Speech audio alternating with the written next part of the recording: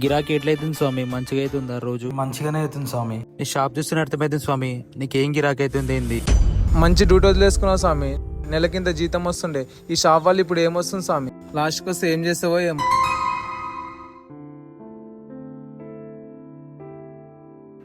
Taste బాగుంది కదా, మరి అట్లాంటాడు ఏందైనా? ఎంత స్వామి? 80 రూపీస్ స్వామి. టేస్ట్ బాగుంది కదా స్వామి, మరి పబ్లిక్ ఎందుకు లేరు? చుట్టుపక్కల 4-5 షాపులు ఉన్నాయి స్వామి, అలా నాదొకటి, అందుకే గిరాక్ జర తక్కువ ఉంది. సరే స్వామి, ఇగో స్వామి.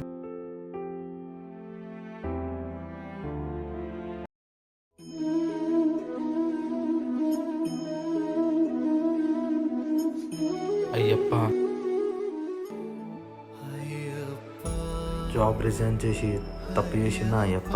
దాంట్లో నెలకింత జీతం అన్నా వస్తుండే, దీంట్లో అది కూడా సరిగ్గా వస్తలేదు. తొందరపడి బిజినెస్ పెట్టిందా, దీంట్లో లాస్ అయిపోతే నా ఇల్లు ఎట్లా నడిపించాలి?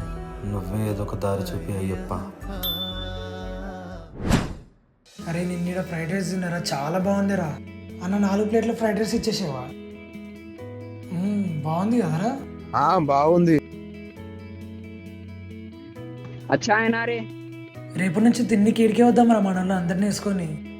సరే స్వామి పోతున్నాం స్వామి. చేసే పని ఏదైనా ఓటమి ఒప్పుకోకుండా నమ్మకంతో ప్రయత్నిస్తే ఎప్పటికైనా విజయం సాధిస్తాం. స్వామి ఏ శరణమయ్యప్ప.